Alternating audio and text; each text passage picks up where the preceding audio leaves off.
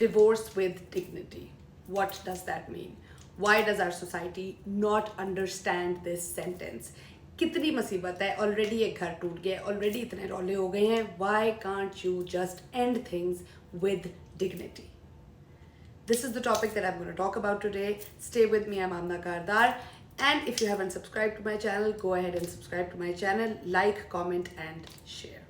मेरी एक कंप्लेंट है एज अ वुमन, बिकॉज मेरी कंप्लेंट ये है कि देखें, ज़िंदगी का हिस्सा है, ठीक है, ये सारी की सारी चीज़ें. हमारी पढ़ाई हमारी ज़िंदगी का हिस्सा है, नौकरी हमारी ज़िंदगी का हिस्सा है, फैमिली हमारी ज़िंदगी का हिस्सा है, उसी तरह से शादी भी हमारी ज़िंदगी का एक हिस्सा है. अगर खुदा न खास्ता फॉर सम रीज़न और दी अदर हमारी शादी नहीं चलती and you find your self getting a divorce, whether you're a man or a woman, मुझे सिर्फ ये समझ में नहीं आती that why do we have to make such a tamasha of this divorce? It is not an easy process, yes. It is not a clean process, yes. ठीक है, मतलब कोई भी divorce amicable नहीं होती because it is a difficult time. उस वक्त feelings बहुत अरूज पे होती हैं, anger बहुत अरूज पे होता है, emotions बहुत अरूज पे होते हैं.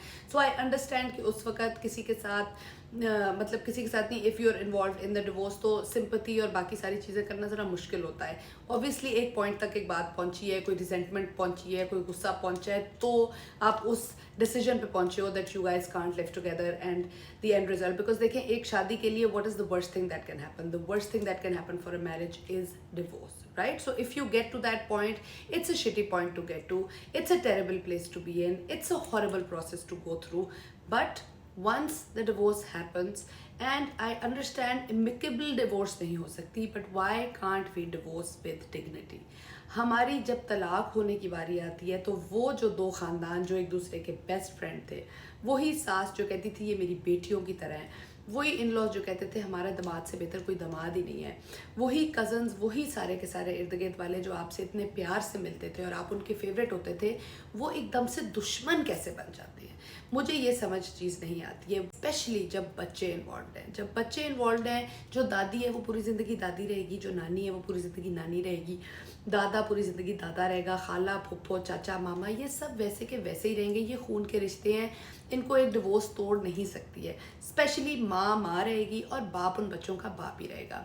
जस्ट बिकॉज दो इंडिविजुअल्स के बीच में अब एक ऐसी सिचुएशन हो गई है जहाँ पे they've decided that they can not live together, why does that mean कि हम एक दूसरे के जानी दुश्मन बन जाए? उन बच्चों ने पूरी ज़िंदगी माँ से भी मिलना है, उन बच्चों ने पूरी ज़िंदगी बाप से भी मिलना है.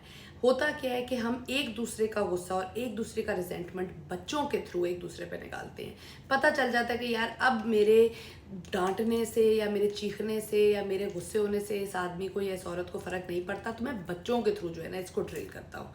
Why can't you get over yourselves? Why do families have to become? देखें, आपने ज़िंदगी का एक इतना बड़ा हिस्सा 10 साल, 15 साल, 20 साल एक फैमिली के साथ गुजारा है, इकट्ठे ईदें किए हैं, इकट्ठे खाने खाए हैं, इकट्ठे शादियों पे, इकट्ठे फौतगियों पे, इन सारी चीज़ों में से आप इकट्ठे गुजरे हैं. You've basically grown, not just one person, the whole family. जैसे ही तलाक बीच में आती है, पता नहीं हमें क्या हो जाता है, हम कैसे इंडियन मूवीज़ के विलन्स बनना शुरू हो जाते हैं, ऐसी ऐसी हम बातें करना शुरू हो जाती हैं. वही लोग जिनको मैंने देखा है अपनी बहुओं की तारीफ़ें करते हुए, मैंने जिनको अपनी सिस्टर इन लॉज की तारीफ़ें करते हुए, मैंने जिनको ये कि you know she is so sweet and she is so this and she is so that and she is genuine and she is फलाना, somehow I don't know what happens, they turn around 360 एक वो होता है और वो उनके बारे में, वो तो पता है, मुझे पहले दिन से पता था वो ऐसी थी, वो तो मेरे भाई का गुजारा, मेरा बेचारा भाई ही बेचारा जो है ना वो बड़ी मेहनत करता था, फलाना था, ठिकना था. हम इतनी कहानियाँ बना लेते हैं about those women who have gone through a divorce, why, और about those men. I please don't take it कि मैं किसी एक जेंडर का फेवर कर रही हूँ, बट येस, पाकिस्तान में ख़वातीन पे अनफॉर्चुनेटली ये ज़्यादा सवालात होते हैं, तो हम क्यों ऐसे कर लेते हैं? वाई? और फिर हम उनको गंदा करने पे तुले होते हैं, जहाँ हम बैठते हैं हम उनको गंदा करें. भाई, अगर आप सास थी और आपका दामाद था या आपकी बहू थी, जिससे चलो ठीक है उन दो लोगों की डिवोर्स हो गई जिनका आपस में कोई पर्सनल मसला था, तो आप कहीं पब्लिकली बैठती हैं, वाई कांट यू से you know she was a really nice girl, but somehow it didn't work, तो अल्लाह दोनों के लिए जो है ना वो आसानियाँ पैदा करे। हम ये क्यों नहीं कह सकते? हम वहाँ बैठ के बिचिंग क्यों शुरू कर देते हैं? हम वहाँ बैठ के उनका पूरा कैरेक्टर असैसिनेशन क्यों शुरू कर देते हैं?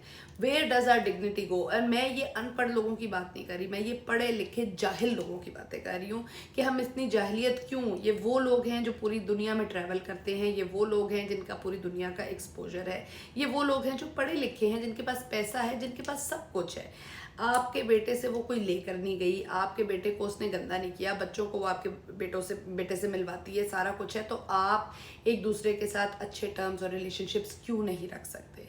मुझे तो यहाँ तक भी पता है कि गाड़ी वापस मंगा लो, ज्वेलरी वापस मंगा लो, ये मैंने उसको दिया था ये वापस मंगा लो, वो वापस मंगा लो। क्यों भाई? क्या जिस टाइम के लिए वो लोग शादी में रहे थे या जिस टाइम के लिए वो लोग इकट्ठे थे, उसने ये अर्न नहीं की थी चीज़ें जो सारी की सारी उसको शादी में मिली थी? मैंने यहाँ तक ये देखा है कि ज्वेलरी वापस मंगा लो। क्यों मंगा ले भाई?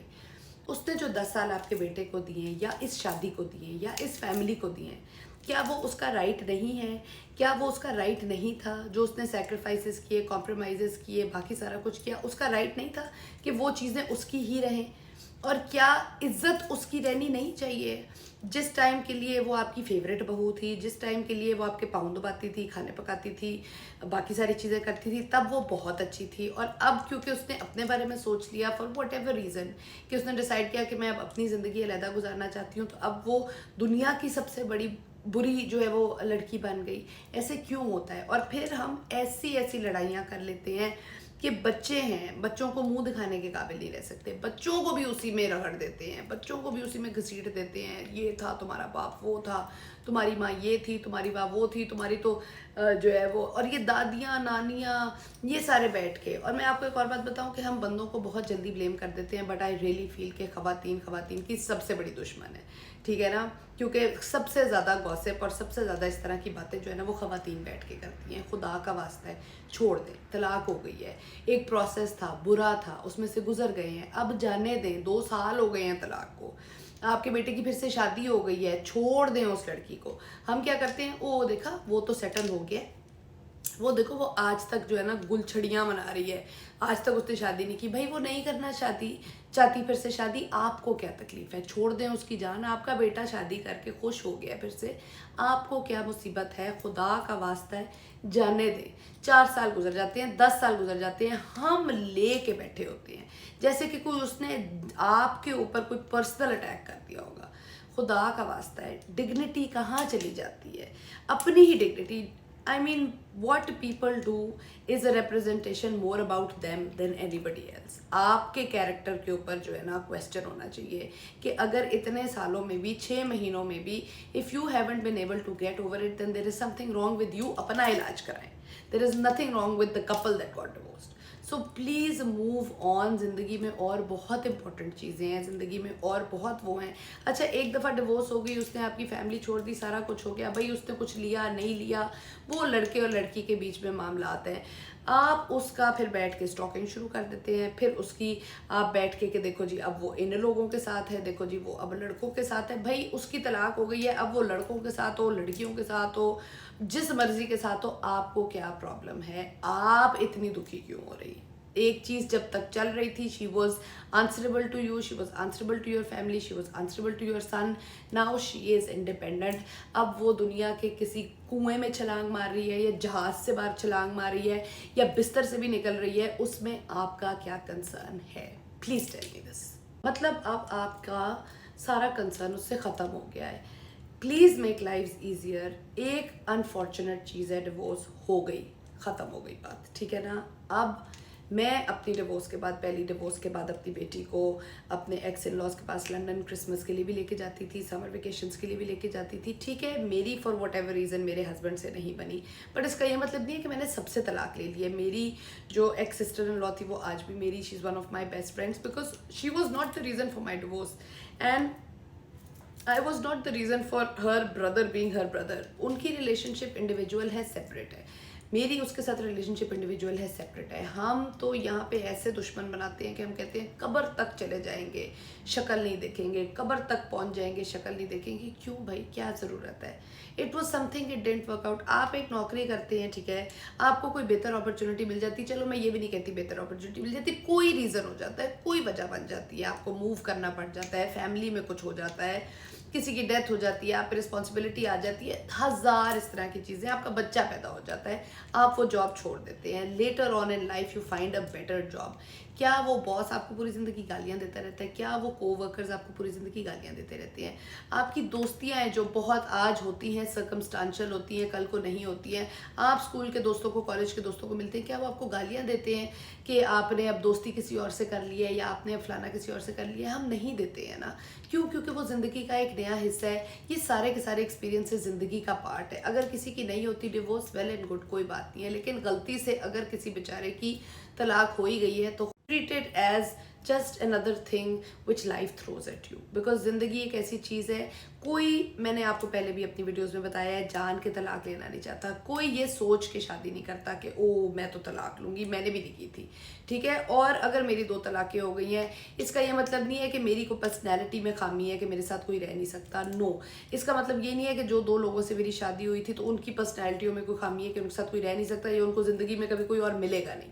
अब अगर आपका काउंटर पार्ट साल में सेटल हो जाता है, 2 साल में हो जाता है और मैं अगले 5 साल नहीं सेटल होना चाहती, ये it is my right, it is my decision, whatever I want to do. आप कौन होते हैं उसको जज करने वाले?